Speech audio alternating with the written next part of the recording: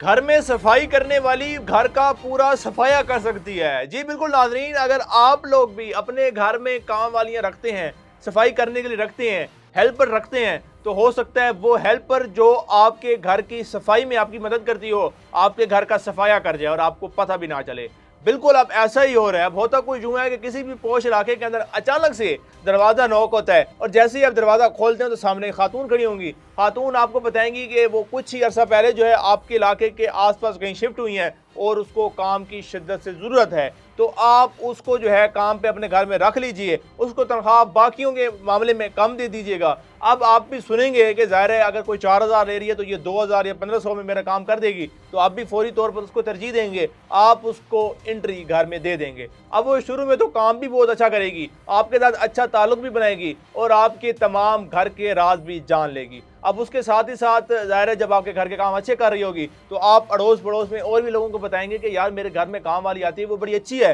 और उसको पैसों की भी बड़ी ज़रूरत है, तो तुम लोग भी उसको रख लो। अब इस तरीके के साथ जो है वो 3, 4, 5 माह के अंदर जो है आहिस्ता आहिस्ता अपना यकीन बिल्डअप करेगी आपके साथ, आपके पड़ोसियों के साथ और तमाम लोगों के साथ जहां जहां पर आपने उसको काम के लिए रखवा के दिया होगा। अब फिर वहां से शुरू होगा सफाई करने का खेल। अब ज़ाहिर है वो आपके घर में मौजूद होती है, वो किसी भी शख्स को आपके घर में इंटरेस्ट दे सकती है, आपके घर की तमाम मालूमात जो है वो किसी को भी दे सकती है। उसको पता हो जाए कि आपके घर में कितनी खवातीन हैं, कितने बुजुर्ग हैं, आपके घर में मर्द हजरात जो हैं वो कितने हैं, कब आते हैं, रात को कब आते हैं, दिन में कब जाते हैं, तो वो तमाम टाइम नोट होता है। टाइम नोट होने के बाद वो जब चाहे जैसे चाहे आपके घर में डकैती करवा सकती है, चोरी करवा सकती है, आपके घर का मुकम्मल तौर पर सफाया करवा सकती है। और फिर आखिर में आपके पास क्या बचता है? आपके पास वही सिर्फ CNIC बचता है जो आपने उनसे ले रखा होता है, जिसके ऊपर भी किसी किस्म की कोई कार्रवाई नहीं होती, क्योंकि पता ये चलता है कि जो एड्रेस दिया हुआ है वहां से तो ये काफ़ी अर्सा पहले छोड़ चुके हुए हैं,